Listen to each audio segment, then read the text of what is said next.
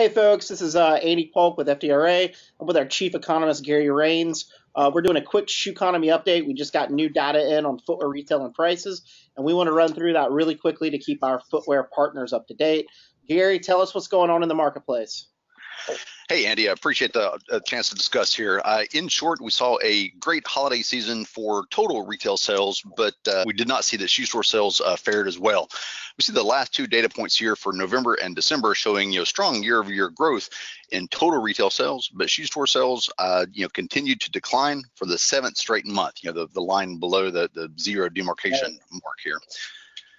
We see that the seventh straight month in shoe store sales, the declines are moderating, which is maybe the good news, but the bad news is it's still seven straight months of year-over-year decline. Maybe taking this a step further, while shoe store sales saw the seventh straight month of decline, we see that total consumer spending on footwear is beginning to grow. Still modest growth, but headed in the right direction. So where are we seeing that growth at? That is happening primarily at big box stores. Total consumer spending less shoe store sales primarily leaves big box as the channel that's still doing well. Probably also Amazon as well. I think we saw a lot of Amazon sales and online sales over the holidays as well. Absolutely. Yep. Taking this a step further, with imports growing for about the last 7 or 8 months, but shoe store sales declining for the last 7 months, it's no surprise with supply outstripping demand that we're seeing falling prices. Indeed, as we've forecast for some time, we saw prices decline again in December for total footwear, led by pretty steep declines going on in both men's and women's footwear, and that has caused a full year decline in prices for footwear.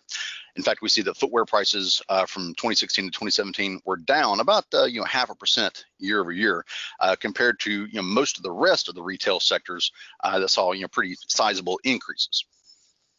Yeah, so basically we're seeing the continued shifts in channels across the footwear industry in terms of who is capitalizing on being able to sell their shoes and online and big box. Shoe store is still struggling a bit. Hopefully 2018 they'll recover and get their footing again. And then again, I think what we all had the gut reaction to was that there was going to be huge discounting over the holiday season. And in fact, basically what your data is showing, Gary, is that was the case, especially with men's shoes. Maybe too much inventory, or maybe just trying to drive men into stores to make some more purchases. Yeah, in fact, perhaps some combination of the two factors. As a result, with this decline in footwear, but gains pretty much across the board, I see two implications from this. The first one, that footwear retailers are having to compete, for labor across, with others in the rest of the retail spectrum, and having a hard time doing that with prices declining on the prices for goods sold declining.